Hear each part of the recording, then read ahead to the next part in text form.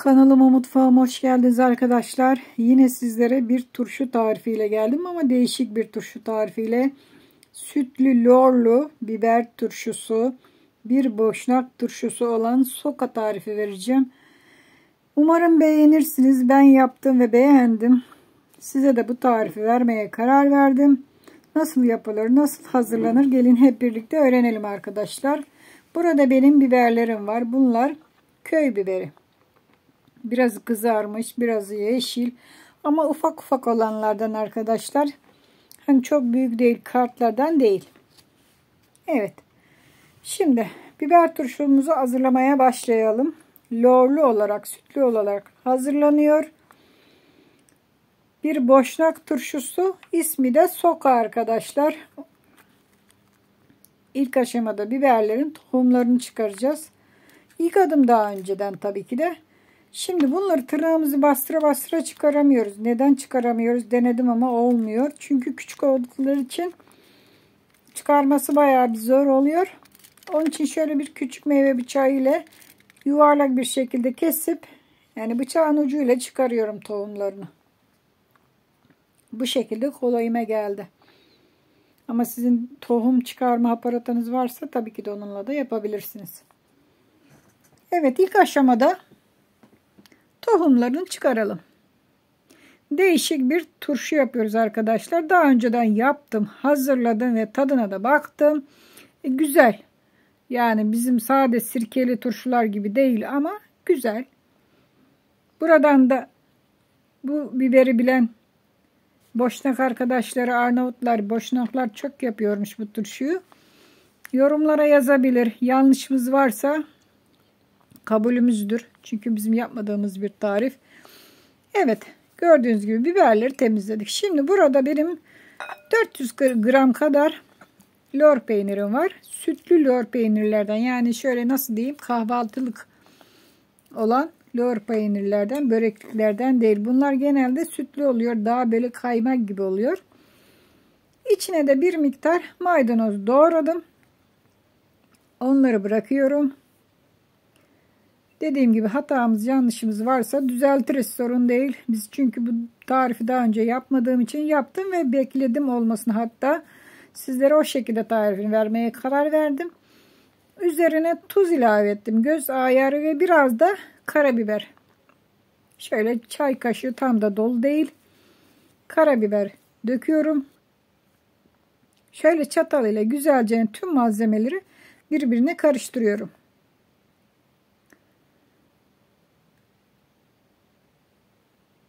Evet.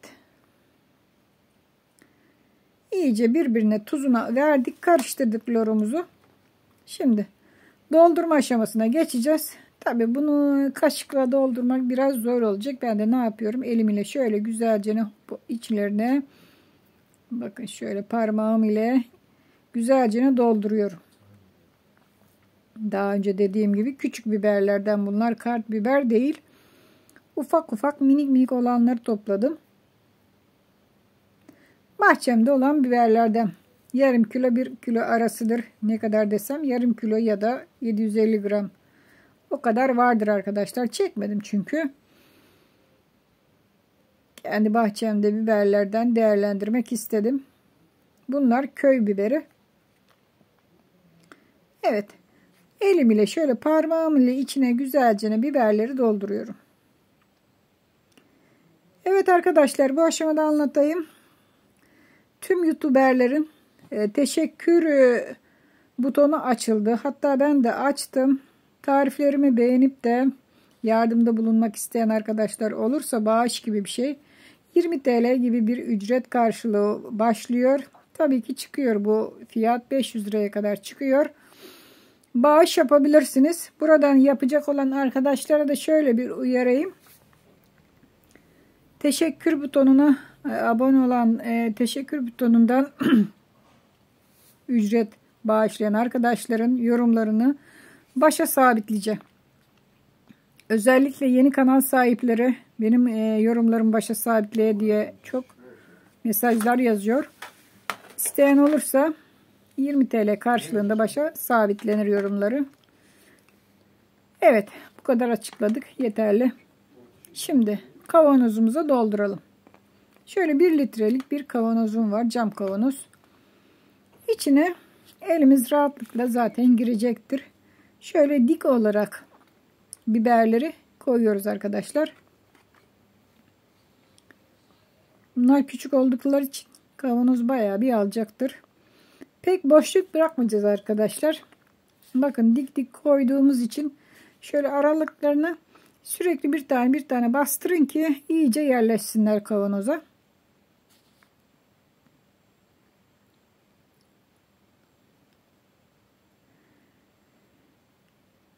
Hazırlamış olduğum biberleri şöyle dik olarak güzelce kavanoza dolduruyorum.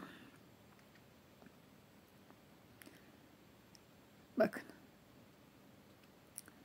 Boşluk yerlerinden sürekli bir tane daha bastırıyorum ki iyice dolsun ve birkaç tane kaldı. Onları da ne yapacağım? Kızartacağım hemen yağda.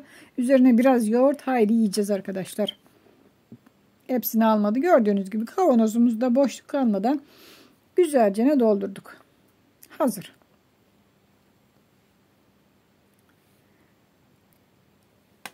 Şöyle koyalım. Bakın bu kalanları da dediğim gibi kızartacağım yağda. Üzerinde yoğurtlayıp yiyeceğiz. Evet. Şimdi biberlerim şöyle bakın güzelce yerleştirdik. Şimdi ne yapacağız? Sütünü hazırlamaya sıra geldi. Tenceremizi alıyoruz. Tenceremizin içine 3 su bardağı süt döküyorum arkadaşlar. 3 su bardağı süt bu 1 kiloluk kavanoza yeterli oluyor. Üzerine de birazcık tuz atacağım. Süte ayrı bir tuz atacağım. Çünkü biberlerin loruna kattık ama sütümüze de biraz tuz atacağım. Ve ocağa kaynamaya götürüyorum. Kaynamaya dediğime bakmayın. Kaynamayacak bu arkadaşlar. Nasıl olacak? Sıcaklığına parmağımız dayanacak kadar ocakta tutacağız. Yoğurt mayalar gibi, hatta birazcık sıcak yoğurt mayalamadan parmağımızı böyle yani soktuğumuz zaman sıcağına dayanacağız. Bu şekilde olacak arkadaşlar. O kadar tuttunuz mu yeterli. Ocağı kapatalım. Bu aşamasını gösteremiyorum. Neden? Bir hafta önce çektiğim için videoyu daha sonra birçok video çektim. Yer açmak için telefonumda siliyorum ben videolarımı. Kullandığım videoları, paylaştığım videoları. Yanlışlıkla bunun dökme aşamasında silmişim arkadaşlar. Yalan yok. Yani bunun kavanoza boşaltma aşamasını silmişim. Orasını size gösteremiyorum ama hazırladığım süt o şekilde hazır olacak. Ve kavanoza dökeceğiz. Sıcak sıcak kapatacağız. Bu kadar. Ve buzdolabında bekleteceğiz. 15 gün içinde hazır oluyor arkadaşlar. 15 gün ben bekleyeyim dedim yani. Ne kadar bekledim? 7 gün bekledim arkadaşlar. 7 gün sonra açtım. Dedim ki şu videoyu bir düzenleyeyim. Bir de baktım ki videonun bazı bölümlerini silmişim. Yani dökme aşamasını silmişim. Neyse orasını size söyledim. Şöyle bakın hazır olan biberlerden çıkarıyorum 7 gün sonra. Ve sütünden de şöyle bakın dökelim, üzerinden şöyle gezdirelim. Ve dattım ben bunun tadına baktım.